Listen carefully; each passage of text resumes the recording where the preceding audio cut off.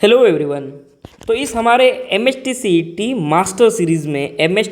Master series में हम नया चैप्टर लेके आए हैं जिसका नाम है kinetic theory of gases. Okay, तो जितने भी फार्मूले ये चैप्टर में मैं आपको उन सभी फार्मूलों का मीनिंग, वो फार्मूले कैसे याद रखना है, साथ ही साथ उसका यूनिट ये बताऊंगा। ओके, तो अगर आपने शॉर्ट नोट्स नहीं बनाए होंगे, फार्मूला नोट्स नहीं बनाए होंगे और लास्ट के 10 मिनट में अगर आपको पूरा चैप्टर के फार्मूले याद करवाने हो तो ही ये वीडियो देखो। ओके, तो सबसे पहले शुरुआत करते हैं आइडियल गैस इक्वेशन से। तो मैं वन बाय वन फार्मूला लिखते जाऊंगा। सबसे पहला फार्मूला आता है ideal gas equation. What? Ideal gas equation. तो आइडियल गैस इक्वेशन क्या होता है बच्चों? PV equals to N R T. Okay, PV equals to क्या होता है आपका? N R T. अभी यहाँ पे एन को हम क्या लिख सकते हैं? नंबर ऑफ मोल्स को। देखो, नंबर ऑफ मोल्स को हम लिख सकते हैं number of gas molecules divided by Avogadro number Na। हम ऐसे भी लिख सकते हैं एन को। ओके, अगर मैं इसे यहाँ पे सब्स्टिट्यूट कर दूँ एन की जगह पे तो ये कुछ ऐसे आएगा, PV equals to small N. और स्मॉल एन मतलब क्या है? Number of moles. और उसकी जगह मैं क्या लिख सकता हूँ? N upon Na into R into T. अब जरा देखो ये टर्म दिख रही है आर अपॉन Na, इसे कहा जाता है बच्चों बोल्ट्जमैन कांस्टेंट। इसे क्या कहा जाता है? Boltzmann constant. तो आपको नया फॉर्मूला मिल गया, capital N into Boltzmann constant K B into what रे टी। ठीक है, तो ये एक फॉर्मूला हो गया आइडियल गैस इक्वेशन का। नेक्स्ट, अब बात करते हैं हम सीधा गैस लॉस पे आते हैं। सेकंड नंबर का फॉर्मूला गैस लॉ। अब गैस लॉ में क्या है बच्चों? देखो, गैस लॉ में अपने पास कुल मिला के 3 गैस लॉज है। एकदम सिंपल है, मैं तुमको बता देता हूँ। एक है बॉयल्स लॉ, ठीक है, बॉयल भाई का लॉ। सेकंड है चार्ल्स लॉ, एक सेकंड, चार्ल्स लॉ।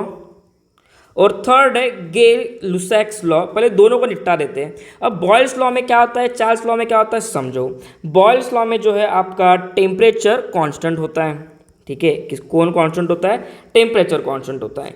वो चार्ल्स लॉ में कौन कांस्टेंट होता है? प्रेशर कांस्टेंट होता है, पहला पॉइंट। ठीक है, अब अगर टेम्परेचर कांस्टेंट है तो हम यहाँ पे क्या लिख सकते हैं? Pressure is inversely proportional to volume. अब बच्चों यहाँ पे प्रेशर कांस्टेंट है तो हम यहाँ पे क्या लिख सकते हैं? टेम्परेचर इज वॉट रे? इनवर्सली प्रोपोर्शनल टू, सॉरी एक second, temperature is directly proportional to volume. हम ऐसा लिख सकते हैं।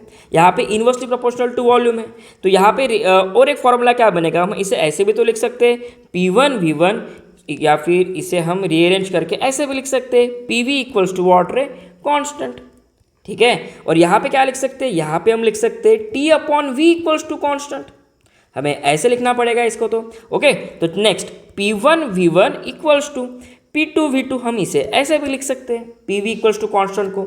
यहाँ पे क्या लिख सकते हो आप? T1 upon V1 equals to what रे? T2 अपॉन V2, हम ऐसे भी लिख सकते हैं।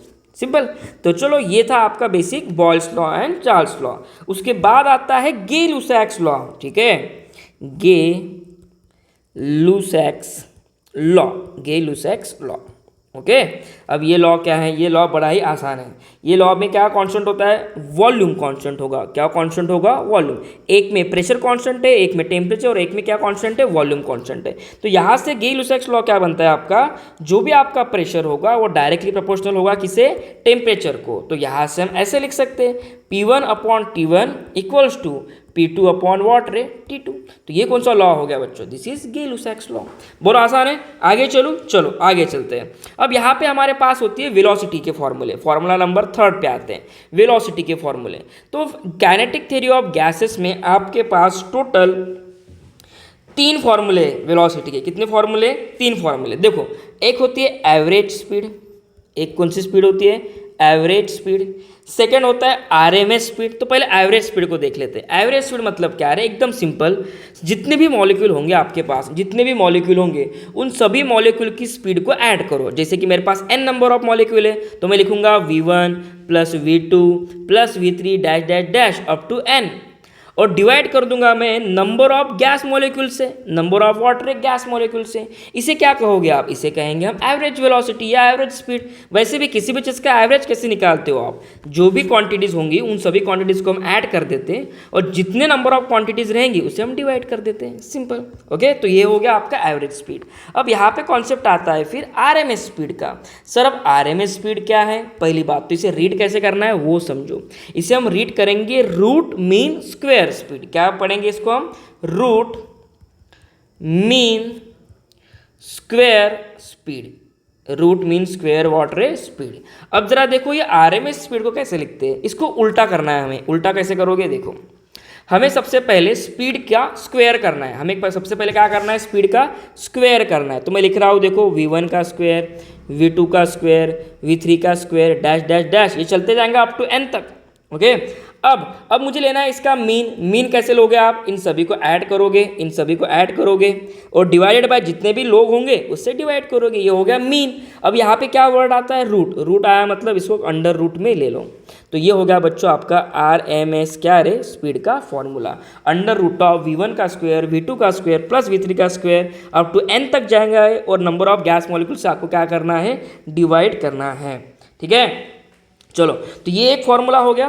ओके, और एक फॉर्मूला आता है, जैसे इसी फॉर्मूले को हम रीअरेंज करके ऐसे भी लिख सकते हैं। मैं 4 नंबर लिखता हूँ फॉर्मूले नंबर 4 को। देखो, एक होता है आरएमएस स्पीड।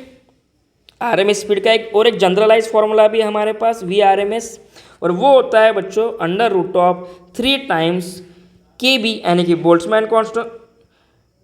एक सेकेंड, इसे हम ऐसे भी लिख सकते 3RT by molar mass. 3RT by water molar mass. देखो, मास ऑफ द गैस नहीं, मोलर मास।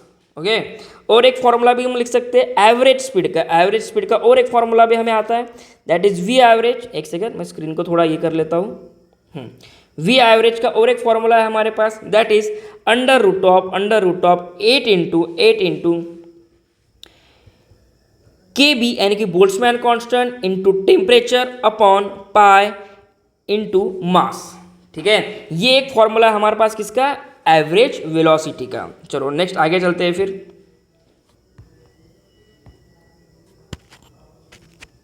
नेक्स्ट अब आता है हम प्रेशर पे। 5वें नंबर का फॉर्मूला जो है बच्चों प्रेशर। प्रेशर के फॉर्मूले से ही हमें काइनेटिक एनर्जी का फॉर्मूला मिलता है और साथ ही साथ हमें आरएमएस स्पीड का भी फॉर्मूला मिलता है। तो यहाँ पे बच्चों प्रेशर का फॉर्मूला क्या होगा? प्रेशर का फॉर्मूला होगा 1/3 mass of the gas divided by volume of the gas into V square RMS। ये होता है बच्चों जनरल फॉर्मूला प्रेशर का। अब यहाँ पे मास अपॉन वॉल्यूम क्या होगा? डेंसिटी। तो यहाँ पे मैं ऐसा लिख सकता हूँ 1/3 रो मतलब डेंसिटी, वी स्क्वेयर RMS। ये हो गया आपका प्रेशर का फॉर्मूला। ओके, चलो यहाँ से ही हमें डेरिवेशन करना होता है एनर्जी का। जैसे कि मैं 6 नंबर का फॉर्मूला लिखता हूँ, काइनेटिक एनर्जी ऑफ मॉलिक्यूल। क्या? Kinetic energy of water molecule. अब यहाँ पे जो काइनेटिक एनर्जी का फॉर्मूला बनेगा वो कुछ इस तरीके से बनेगा। देखो, काइनेटिक एनर्जी के हमें अराउंड 4 फॉर्मूले बनाने हैं। तो सबसे पहले जो बेसिक फॉर्मूला होता है काइनेटिक एनर्जी का वो होता है 3/2 pressure into volume, 3/2 P into water V। लेकिन आप PV को क्या लिख सकते हो? आप PV को लिख सकते हो nRT। तो यही फॉर्मूला काइनेटिक एनर्जी का कुछ इस तरीके से हो जाएगा 3/2 nRT। चलेगा? अब जरा देखो, एक एक फॉर्मूले को अब मैं इसको रीअरेंज करता हूँ। तो यही से ही मेरा बनेगा काइनेटिक एनर्जी पर मोल का फॉर्मूला। क्या? काइनेटिक एनर्जी पर मोल, यानी कि यहाँ पे दिख रहा है n मोल। इससे अगर मैं काइनेटिक एनर्जी को डिवाइड कर दूँ तो ये कुछ ऐसे बनेगा 3/2 R into T।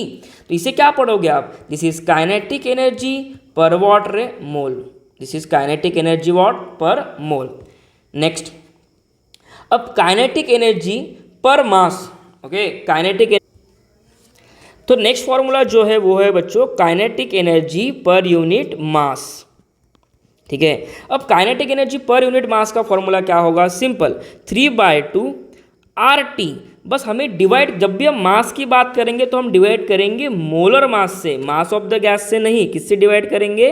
Molar mass से। अब सेम वे में और एक फॉर्मूला आता है काइनेटिक एनर्जी पर मॉलिक्यूल का। किसका?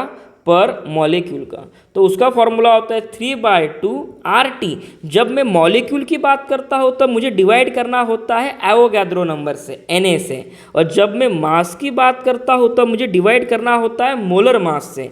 ये डिफरेंस है दोनों फॉर्मूलों में। क्लियर? तो यहाँ से आगे चलते हैं अभी। अब नेक्स्ट टॉपिक होता है हमारा degree of freedom, 7th number का point, that is degree of freedom. एकदम इजी टॉपिक है ये, आपको चीज़ें कुछ याद रखनी पड़ेगी, जैसे कि degree of freedom for different gases. देखो, डिग्री ऑफ फ्रीडम हमें याद रखना होता है मोनो एटॉमिक गैस के लिए। किसका? मोनो एटॉमिक गैस का। हमें डिग्री ऑफ फ्रीडम याद करना होता है डायटोमिक गैस का। किसका? डायटोमिक गैस का। तो मोनो एटॉमिक गैस मॉलिक्यूल मतलब जो सिंगल एलिमेंट होते हैं, जैसे कि हेलियम हो गया, जेनॉन हो गया, ये जो इनर्ट गैसेस है किसी के साथ पेयर नहीं होते, तो दीज आर व्हाट रे मोनो एटॉमिक गैस मॉलिक्यूल। तो इनका जो डिग्री ऑफ फ्रीडम होता है वो कितना होता है? 3। डायटोमिक जैसे कोई भी गैस ले लो, H2 हो गया, O2 हो गया, N2 हो गया, ये सब डायटोमिक गैस है। तो ये सभी डायटोमिक गैसेस का डिग्री ऑफ फ्रीडम जो होता है वो होता है 5। कितना होता है? 5। ओके।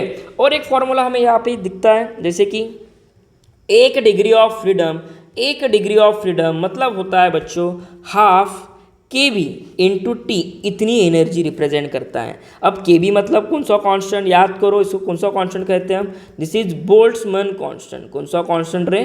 Boltzmann constant. और t मतलब क्या है? t मतलब यहाँ पे है बच्चों टेम्परेचर। t मतलब क्या है यहाँ पे?